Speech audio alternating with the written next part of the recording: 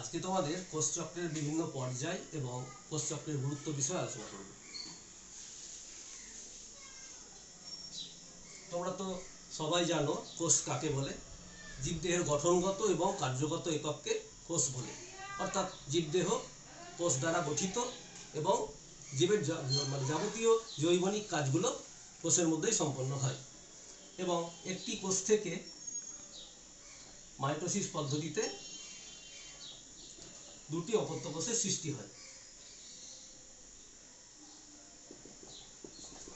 আর যখন মিওসিস পদ্ধতি সম্পন্ন হয় তখন একটি কোষ থেকে চারটি অপত্য কোষের সৃষ্টি হয়, এটা তোমরা জানো। তো কোষচক্র কাকে বলে?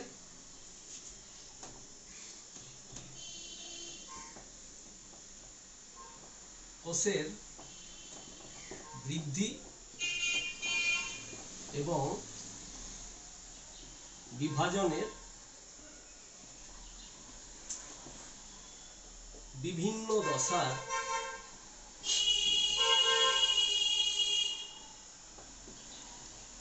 চক্রাকার আবর্তনকে কোষচক্র বলে।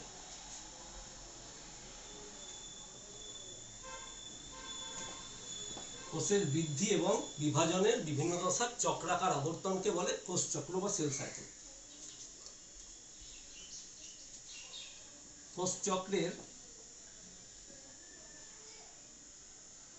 প্রধানত দুটি দশা দেখা যায়, একটা হলো ইন্টারফেজ আর একটা হলো মাইটোটিক ফেজ। ইন্টারফেজ বা অবিভাজন দশা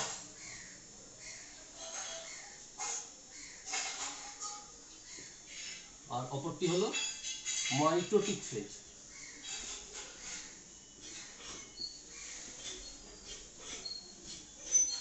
বা বিভাজন দশা। এখানে ইন্টারফেজ দশাটি কি? ইন্টারফেজ দশাটি হলো কোষচক্রের যে দশায় কোষ বিভাজন হয় না। তাহলে কি হয়? এই ইন্টারফেজ দশায় কোষ বিভাজন হয় না, কিন্তু কোষ বিভাজনের প্রস্তুতি চলে, অর্থাৎ কোষটি বিভাজনের জন্য প্রিপেয়ার হয়। এই ইন্টারফেজ দশা আবার তিনটি দশায় বিভক্ত। G1 বা গ্যাপ 1 থেকে প্রথম বৃদ্ধি দশা বলা হয়। নেক্সট S বা সংশ্লেষ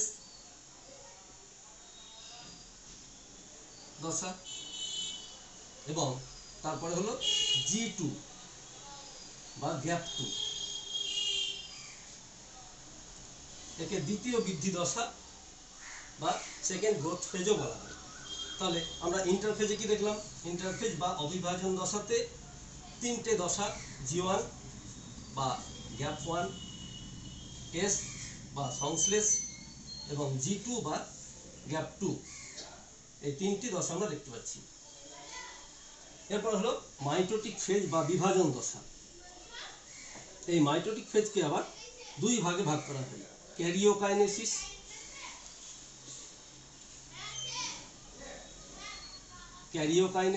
এবং সাইটোকাইনেসিস।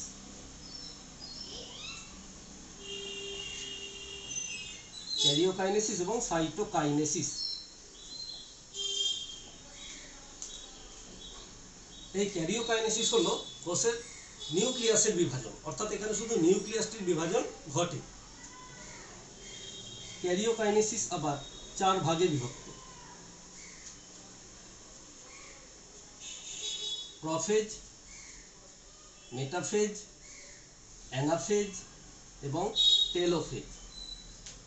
তাহলে ক্যারিওকাইনেসিস কয়টি দশায় বিভক্ত? চারটি দশায়: প্রোফেজ, মেটাফেজ, অ্যানাফেজ এবং টেলোফেজ। এরপরে হয় সবশেষে সাইটোকাইনেসিস, অর্থাৎ সাইটোপ্লাজমের বিভাজন। শুধু নিউক্লিয়াসের বিভাজন হলে তো হবে না, সাইটোপ্লাজম বিভাজিত হয়ে একটি কোষ থেকে দুটি অপত্য কোষের সৃষ্টি হয়। অর্থাৎ কোষ বিভাজনের কোষচক্রের শেষে আমরা দেখতে পাই যে একটি কোষ থেকে দুটি কোষের সৃষ্টি হয় এবং সবশেষে হয় সাইটোকাইনেসিস। এবার তোমাদের একটা পাই চার্টের মাধ্যমে কোষ চক্রটা দেখাবো।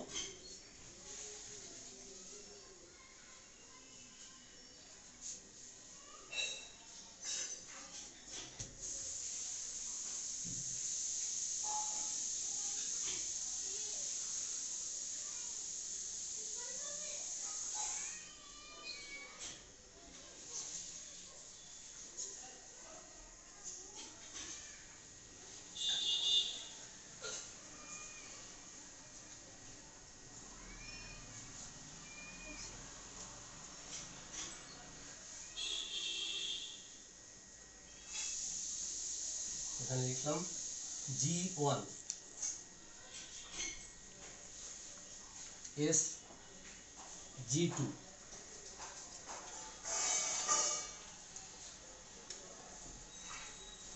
Prophase P metaphase M anaphase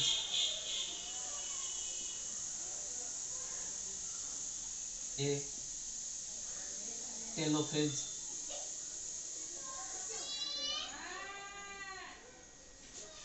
T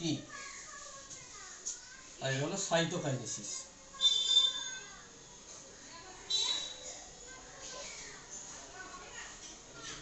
দেখো ইন্টারফেজ দশা আমরা আগেই বলেছি যে তিনটি দশায় বিভক্ত। এটা হচ্ছে ইন্টারফেজ। এখানে কি কি হয়, G1 S এবং G2, G1 বা গ্যাপ 1 এই দশায় কি হয়, এক্ষেত্রে কোষের নিউক্লিয়াসটি বড় হয়। G1 দশাতে কোষের নিউক্লিয়াসটি আকার আকৃতিতে বড় হয়ে যায়। এখানে আরএনএ এবং প্রোটিন সংশ্লেষ হয়।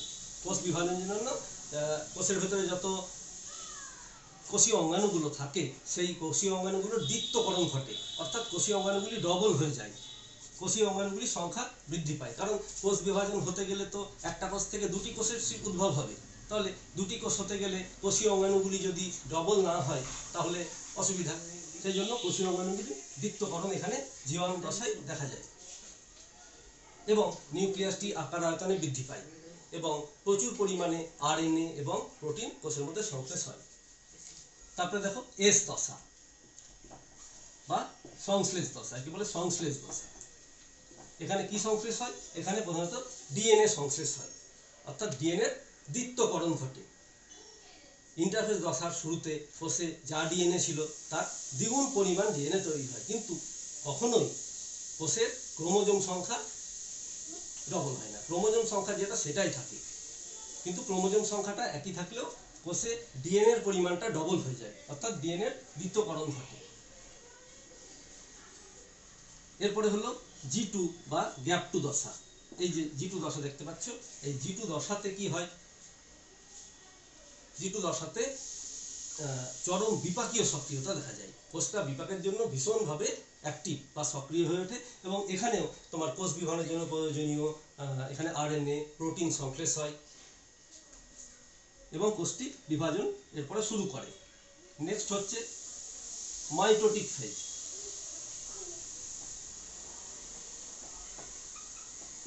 বা এম। এই মাইটোটিক ফেজ আমরা আগেই বলেছি যে মাইটোটিক ফেজ ক্যারিওকাইনেসিস, এই যে এখানে লিখবো ক্যারিওকাইনেসিস এবং সাইটোকাইনেসিস, এই দুটি ভাগে বিভক্ত। এই ক্যারিওকাইনেসিসের মধ্যে দেখা যায় প্রোফেজ, মেটাফেজ, অ্যানাফেজ এবং টেলোফেজ। প্রথমে হয় প্রোফেজ, তারপরে মেটাফেজ, তারপরে অ্যানাফেজ, তারপরে টেলোফেজ এবং এরপরে হয় সাইটোকাইনেসিস। এবং সাইটোকাইনেসিসের মাধ্যমে আবার দুটি কোষের সৃষ্টি হয়, একটি কোষ থেকে দুটি অপত্য কোষের সৃষ্টি হয়। এবং এছাড়াও আরেকটা আছে, সেটা হলো G0 দশা। G0 দশা, এই G0 দশাটি কি, যে কোষ বিভাজনের যে দশায় কোষ চক্রটা থেমে যায়, অর্থাৎ কোষ চক্র বন্ধ হয়ে যায়, সেটা বলছে G0 দশা। এটা G1 দশায় অ্যাকচুয়ালি অবস্থান করে। কোথায় দেখা যায় G0 দশা, স্নায়ু কোষ বা নার্ভ কোষ, আমাদের পেশি কোষ, তারপরে পরিণত লোহিত রক্তকণিকা কোষ, স্নায়ু কোষ,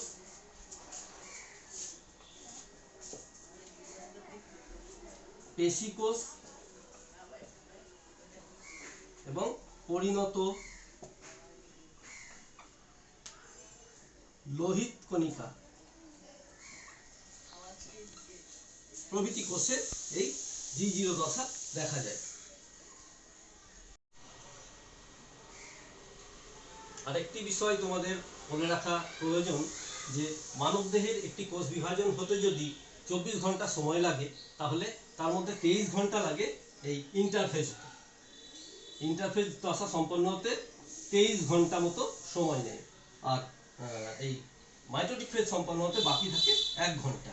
অর্থাৎ বুঝতেই পারছো যে ইন্টারফেজ দশাটা কতটা বেশি সময় লাগে। আসলে এই সময় তো কোষ বিভাজনের প্রস্তুতি চলে, এই জন্য সময়টা একটু বেশি লাগে। এবার তোমাদের চেক পয়েন্ট বিষয়ে বলবো।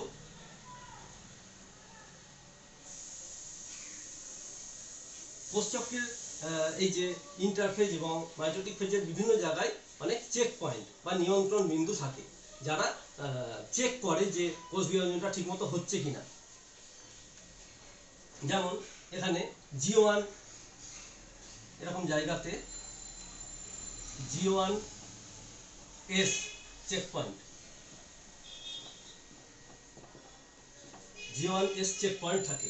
এখানে দেখা হয় যে এখানে কোষ বিভাজনের জন্য আরএনএ এবং প্রোটিনটা ঠিকভাবে সংশ্লেষ হয়েছে কিনা। যদি সংশ্লেষ না হয় বা এখানে ডিএনএ গঠনের জন্য যে উপাদানগুলো দরকার, যেমন নিউক্লিওটাইড দরকার, এগুলো ঠিক তৈরি হয়েছে কিনা। যদি তৈরি হয় তো ভালো, না হলে এখানে কোষচক্রটা থেমে যায় এবং কোষটা G0 দশায় চলে যায়। অর্থাৎ কোষকে পারমিশন দেওয়া হয় না, পরবর্তী দশায় সংশ্লেষ দশায় যাওয়ার পারমিশন দেওয়া হয় না। এরপরে এইখানে চেক পয়েন্ট থাকে G2M চেক পয়েন্ট, যেখানে দেখা হয় ডিএনএ সংশ্লেষ ঠিকমতো হয়েছে কিনা। ডিএনএর দ্বিত্বকরণ, অর্থাৎ প্রথমে ইন্টারফেজ দশাতে শুরুতে কোষে যদি ডিএনএটা যদি 2C থাকে, তবে সেটা পরবর্তী দশায় যখন সে ডিএনএর দ্বিত্বকরণ হয় তখন সে 4C-তে চলে যায়। অর্থাৎ বুঝতেই পারছো, ডবল হয়ে যায়। যদিও ক্রোমোজোম সংখ্যাটা একই থাকে, কোষের ক্রোমোজোম সংখ্যা কখনো পরিবর্তিত হয় না। তো এগুলো দেখা হয় G2M চেক পয়েন্টে, যেটা দেখা হয় যে কোষটা ডিএনএ সংশ্লেষ ঠিক মতো করেছে কিনা। না হলে তাকে এখানে অ্যারেস্ট করে নেওয়া হয়, সে আর পরবর্তী দশাতে মাইটোটিক ফেজে প্রবেশ করতে পারে না। এরপরে আরেকটা চেক পয়েন্ট দেখা যায়, সেটা হলো এই মাইটোটিক ফেজের M checkpoint. M checkpoint দেখা যায় যেখানে মেটাফেজ দশায় বেমতন্তুগুলো ঠিকমতো গঠিত হয়েছে কিনা সেটা দেখা হয়, এবং ক্রোমোজোমগুলো বেমের বিশুদ্ধ প্রদেশে ঠিকভাবে সংলগ্ন হচ্ছে কিনা।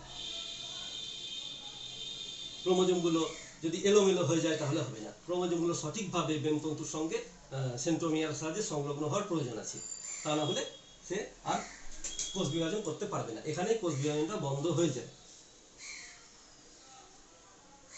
তো এই চেক পয়েন্টগুলো কি কাজ করে আমরা বুঝতেই পারছি যে চেক পয়েন্টগুলো চেক করে দেখে নেয় যে কোষ বিভাজনটা ঠিকমতো হচ্ছে কিনা, এবং মানে এখানে কোষটা বিভাজনের উপযুক্ত হচ্ছে কিনা।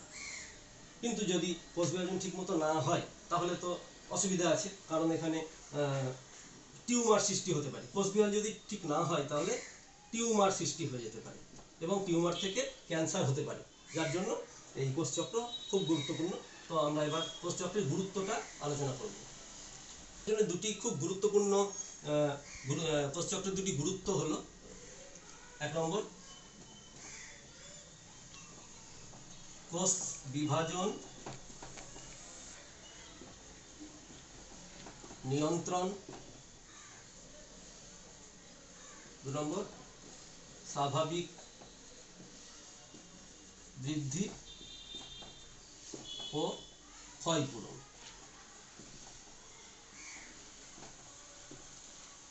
এক্ষেত্রে কি হয়, কোষ বিভাজন নিয়ন্ত্রণ, আমরা তো এখনই দেখলাম যে কোষ চক্রের সময় কিভাবে বিভিন্ন চেক পয়েন্টে কোষ বিভাজনটাকে নিয়ন্ত্রণ করা হয়। অর্থাৎ কোষ যদি দেখা যায় যে চেক পয়েন্ট যদি ঠিকমতো কাজ না করে তাহলে কি হয়, চেক পয়েন্ট যদি ঠিকমতো কাজ না করে তাহলে ওই কোষে যদি কোনো সমস্যা থাকে সেই সমস্যা নিয়ে সে পরবর্তী দশায় প্রবেশ করে, যার ফলে কি হয় নানা রকম শারীরিক সমস্যা আমাদের দেখা দিতে পারে।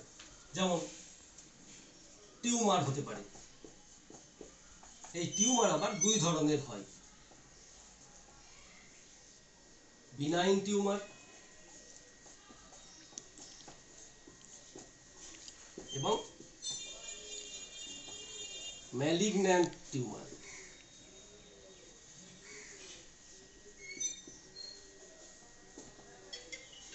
এই যে বিনাইন টিউমার দেখছো, এই বিনাইন টিউমার ততটা ক্ষতিকারক নয়। এই বিনাইন টিউমারগুলি দেহের কোনো ক্ষতি করে না, এটা ক্ষতিকারক নয়।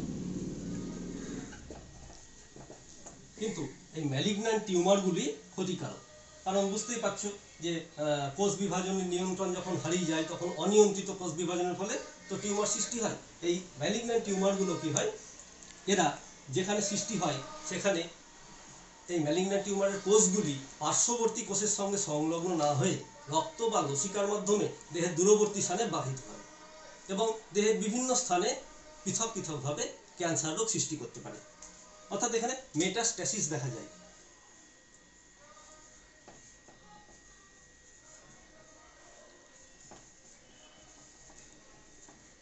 ক্যান্সার কোষের ছড়িয়ে পড়াকে বলে মেটাস্ট্যাসিস। তো বুঝতেই পারছো ম্যালিগন্যান্ট টিউমার যেটা হয় সেটা কি সৃষ্টি করে, দেহের বিভিন্ন স্থানে ক্যান্সার সৃষ্টি করে। তাহলে আমরা জানলাম যে কিভাবে কোষচক্রে কোষ বিভাজনটা নিয়ন্ত্রিত হয়, যার ফলে আমরা মারাত্মক বিপদ থেকে রক্ষা পাই। কিন্তু যদি কোনো কারণে এই চেক পয়েন্টগুলো বিনষ্ট হয় তাহলে আমরা সমস্যায় পড়ে যাই, কারণ সেক্ষেত্রে কি হয় যে সেক্ষেত্রে এই ম্যালিগন্যান্ট টিউমার গঠিত হয়ে ক্যান্সার পর্যন্ত হতে পারে। নেক্সট হচ্ছে স্বাভাবিক বৃদ্ধি ও ক্ষয়পূরণ। এখানে কোষচক্রের মাধ্যমে আরএনএ এবং প্রোটিন সংশ্লেষিত হয়ে কোষের স্বাভাবিক বৃদ্ধি ঘটে এবং পুরনো ক্ষয়প্রাপ্ত কোষ নতুন কোষ দ্বারা প্রতিস্থাপিত হয়। ধরো আমাদের কোনো জায়গা কেটে গেল, ছিঁড়ে গেল, তাহলে সেখানে কি হয়, পার্শ্ববর্তী কোষগুলো কোষ বিভাজন পদ্ধতিতে বিভাজিত হয়ে আবার নতুন অপত্য কোষ সৃষ্টি করে, অর্থাৎ এখানে ইন্টারফেজ এবং মাইটোটিক ফেজের মাধ্যমে নতুন সেল সাইকেল হয়ে নতুন অপত্য কোষ সৃষ্টি করে। অর্থাৎ আমরা এখানে দেখলাম যে কোষচক্র আমাদের জীবনে কতটা গুরুত্বপূর্ণ। তোমরা বাড়িতে খুব ভালো করে পড়ো। আজকে এ পর্যন্তই থাকবে।